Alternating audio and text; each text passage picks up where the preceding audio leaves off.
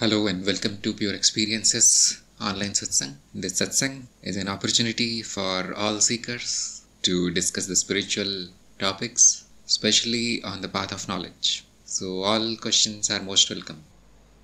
Krishna is asking, the experience is false, experiencer is true, both are combined experiencing. Is experiencing real or unreal? Experiencing is real and it is unreal, and it is not real and it is not unreal, which means that the concepts of true and false are not applicable to the whole. The whole has everything. It is whole and complete. That means it has all that is true and all that is false. So it is meaningless to talk about truth in the non-dual sense. It is non-dual, it is one. Truth means there will be something which will be false. False means there will be something which will be true. So that is dual. But experiencing is the non-dual existence itself. So these concepts that are created by the intellect, they break down at the level of non-duality. It is simply being. Experiencing is simply being. And if there is activity there, mental activity that is trying to find what is true, what is false, that activity is also part of the being, and it is meaningless at that level. For example, the shapes of the clay are false. They are names and forms. But clay is the truth. It is the essence, essential thing in all the forms. But still the clay and clay pot is one. Swapna is asking, can we say oneness is also a concept? So the meaning of the word concept is that it is simply a thought, some idea in the mind, which has hardly any basis in the experience. But oneness is a proven truth. It is right now, right here. It is not a thought in the mind. Actually, the thoughts in the mind are a part of oneness. But when we talk about oneness, we talk with the help of language and thoughts. So those who cannot grasp oneness, those who do not understand it, they will think that it is a concept. Somebody is making up the philosophy. But after realizing the oneness, you will see that these words are actually useless. The words will never convey the oneness. The intellect never goes there. The intellect can only purify itself by removing all the doubts, all the beliefs, blind beliefs, all that it has heard from here and there. All these things will be dropped, and in this clarity, the oneness is seen as ever present. So oneness is beyond concepts, beyond thoughts, beyond language. You need to be the oneness. You need to be one. It cannot be analyzed. It cannot be simply told. So how to reach that position of oneness, which is called the Brahmagyan in Sanskrit? How to become the Brahman? There is a step-by-step process which is called the path of knowledge. So follow the instructions of your Guru and you will be taken to oneness. Simply listening about it is completely useless. Simply thinking about it, you will never get it.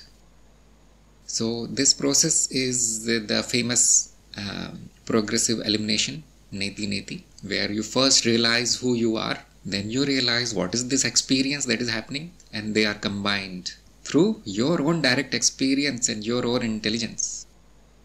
So concepts are useless, words are useless, and imagination is useless. Let me think about it so that I can grasp oneness. It is impossible to do that. So you require a person who has already realized the oneness. That will be your Guru, and the Guru will take you there. This is the proper method. Kanika is asking, sometimes being fearless becomes disadvantage to survive in society. Probably, but I cannot find any question there. Probably you're asking how to balance between fear and fearlessness, and that will come by experience. Initially, you should be fearless in all situations.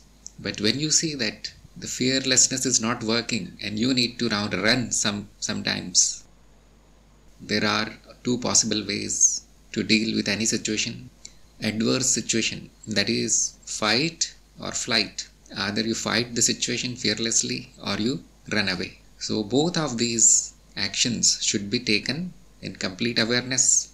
Awareness is the key. And you will see that in some situations, being fearless works very nicely. But in some situations which are totally out of your control, you should give up and run away. Wait for the right time. This is called intelligence. Always fighting is stupidity. And always running away from even small challenges, also stupidity. So, through your life experiences, you will learn how to handle any situation correctly. The right action will happen if it is happening in awareness.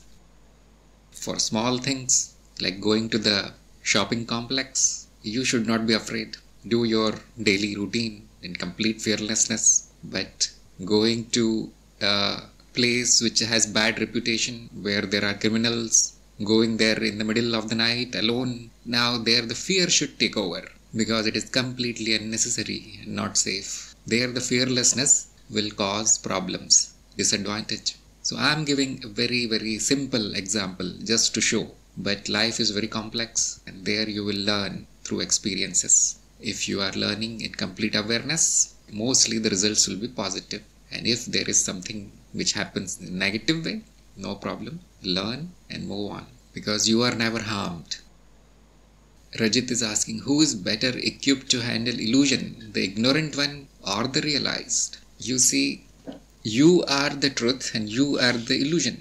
So, if the person who does not know that it is an illusion is acting in some ways, is perfectly okay. They are handling the illusion in their own way. They are handling using their own intelligence. And somebody who knows that it is an illusion, practically he is doing the same thing as the ignorant person, but he is doing with a peaceful attitude. Both are your own form. The ignorant person is also your form, and this person who thinks I am realized or this or that is also your form. So ultimately the illusion and the laws of the illusion decide what will happen, not the person. It is not wise to think that the person has this capability to handle the illusion. Remember, the illusion is handling the person. Like we say in the Tantra, the Devi is handling, the Devi is governing what these creatures do. Creatures do not handle the illusion. If there is a thought that I can handle anything now because I am realized person, this thought itself is an illusion. So it does not matter how much knowledge there is, the illusion will handle you. Purnima is saying, please shed some light on role of unconditional love and its role on the path of knowledge. See, on the path of knowledge, love means being one, that there is no difference between you and me. Not only we are similar, we are actually one. And this is the bottom line. There is no other truth beyond this. So, this is also called love. I am love. Love is not an action. It is not an emotion. It is the state of being. The whole existence is simply love. So when you mix conditions there, that if you do something for me, I love you, otherwise I don't love you, then it is not love. We call it selfishness. Something is being done to gain something. So from the perspective of the path of knowledge, when it is simply about giving, that let me give you whatever I have, especially if you want it. If you don't want it, no problem. That will be called unconditional love, and not asking anything in return. So even the person who is not on the path of knowledge is same as me. So we try to help that person also, especially when they are asking for something. If they are not asking for anything, the unconditional love is to let them be what they are. If they are suffering, if they are in a bad situation, but they don't want your help, then the unconditional love says that is the best thing for that person. But imposing your own will on others, simply because I think I am right, you are wrong, or manipulating others. Look, I have a lot of knowledge, do this, you will also get knowledge. That is not love. Letting the person enjoy or suffer their own freedom is unconditional love. Somebody is trying to kill you and you shoot that person. That is also unconditional love. This is the tricky part. How can killing somebody be unconditional? Because you are saving this body, which is not yours, obviously. But this is the correct action. If you leave that person, okay, kill me, go away, because I love you so much, then he is going to kill many. So violence is also love on the path of knowledge, especially if it is done for the good of yourself or for somebody else. So hopefully it is clear.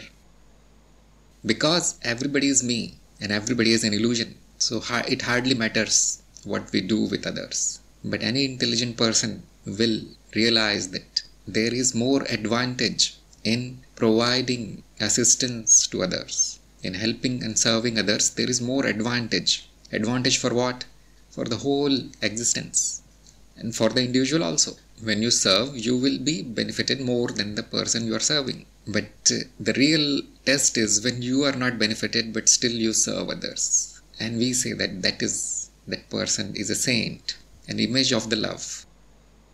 So try to know what is not love, what is selfishness. Try to distinguish between the requirement for violence and punishment and forgiveness, and try to serve others. And you will actually implement the unconditional love. Because it is one thing to say about these things and totally different to act on unconditional love. Acting with unconditional love is totally different than simply understanding what it is.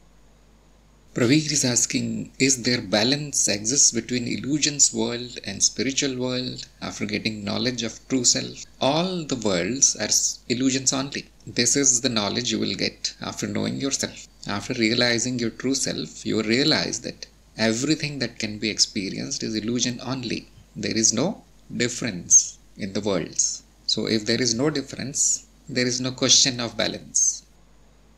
So hopefully all answers were received today. All questions got answered. We can end the meeting today. Thank you everybody for participating in today's meeting. I'll see you next time.